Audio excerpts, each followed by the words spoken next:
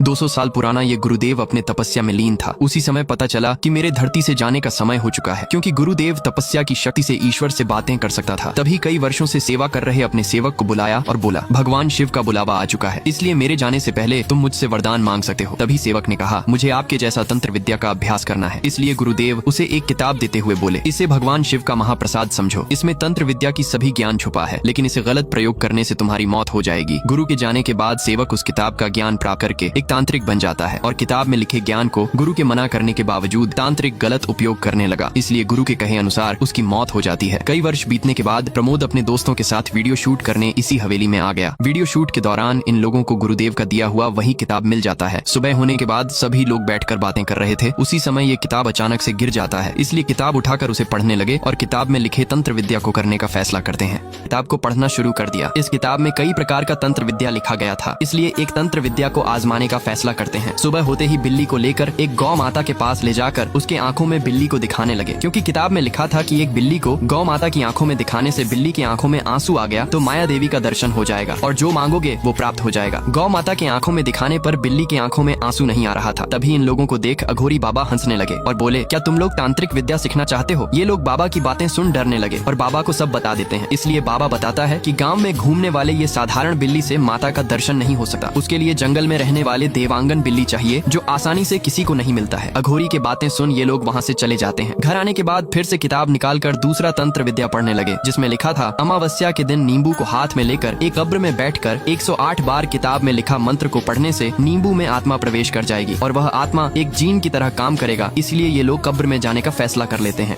पहला तंत्र विद्या फेल होने के बाद इन लोगों ने घर आकर फिर से किताब में लिखे दूसरी तंत्र विद्या को देख उसे करने का फैसला कर लेते हैं। जो अमावस्या की रात हाथ में नींबू लेकर कब्र में बैठ 108 बार मंत्र का जाप करना होता था, जो कि वामन अभी से ही अभ्यास में लग जाता है ताकि इस बार कोई गड़बड़ न हो। लेकिन उसी समय वामन का फोन में कॉल आ जाता है। इस दौरान पता चला कि पिताजी का एक्सीडेंट हो गया, इसलिए वामन चला जाता है। रात होने के बाद कब्र में वामन के जगह पर भार्गव को बैठा दिया जाता है। मंत्र पढ़ते अब रात से सुबह हो गया। उसी समय गाँव का एक आदमी देखकर ये सोच लेता कि कब्र में बैठकर ये लोग काला जादू कर रहे हैं, इसलिए गांव वालों को बुलाकर मारने लगते हैं। किसी तरह ये लोग भी जान बचाकर घर तक पहुंच गए और ये तंत्र विद्या बंद करने का डिसाइड करते हैं। लेकिन इन लोगों को पता नहीं था कि इस बार का तंत्र विद्या सफल हो चुका है और नींबू में बसे आत्मा घर तक आ गया है। उसी रात से घर में अजीब अजीब घटना शुरू हो जाता है। साथ ही हर रात खाना अपने आप गायब हो जाता था, इसलिए ये लोग घर में भूत भगाने का मंत्र तंत्र लगा देते हैं। लेकिन फिर भी रात 12 बजने के बाद घर की लाइट अपने आप बंद होने लगी और बाहर अजीब सा आवाज सुनाई देने लगा।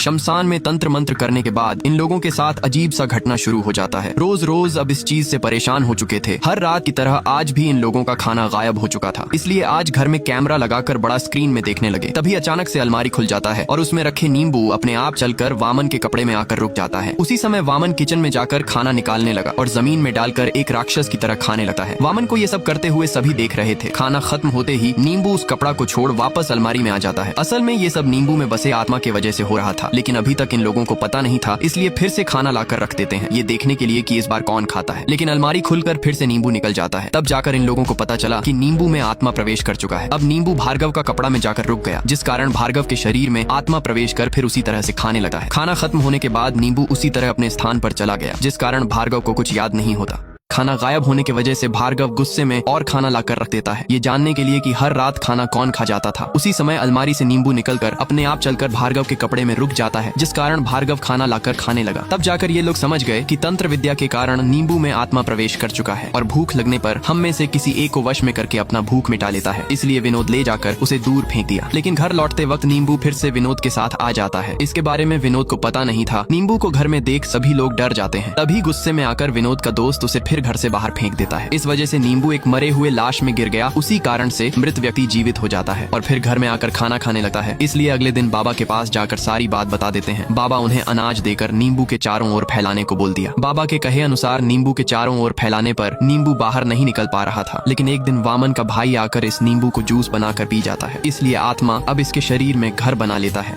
एक रात आत्मा के साथ बैठ डिनर करते वक्त गुस्से में विनोद का दोस्त पूछ लेता है, तुम कौन हो, हम तुम्हारी क्या मदद कर सकते हैं और तुम क्यों हमें परेशान कर रहे हो। तभी उस आदमी के अंदर बसी आत्मा ने बताया, मेरा नाम बकासुर है, प्यार से लोग मुझे गांव में सुरा कहते थे। मेरे अंदर जन्म से ही भूख की बीमारी पल रहा था और मुझे अपना कहने वाला मेरी दादी के अलावा कोई नहीं था। लेकिन मुझे खाना खिलाते खिलाते मेरी दादी भी मुझे छोड़कर चली गई। इधर मेरी भूख की बीमारी बढ़ती जा रही थी, जिस वजह से मैंने लोगों के पास जाकर खाना भी मांगा, लेकिन खाना देने से सब मना कर देते हैं। इसलिए मैं कब्र में चढ़ाया हुआ खाना को खाने लगा। मुझे नहीं पता था कि ये जमींदार का कब्र है, जिस कारण उसके बेटे ने देख मुझे पत्थर से मार दिया और मैं उसी समय मर गया। आत्मा की बात सुन ये लोग कर भी क्या सकते थे, इसलिए सूरी की आत्मा इन लोगों के साथ में ही रहने लगी। एक दिन पता चला कि गोवा में खाने का कंपटीशन रखा जाता है, इसलिए ये लोग सूरी को गोवा ले जाते हैं और कंपटीशन के दौरान मनी प्राइज भी जीत लेते हैं। इस तरह ये लोग अब हर जगह जाकर इसी तरह कंपटीशन जीतने लगे और इसी के साथ एक रेस्टोरेंट खरीद लेते हैं। अगले दिन अघोरी बाबा इन लोगों के घर पहुंच जाता है। बाबा को देख ये लोग घबरा जाते हैं।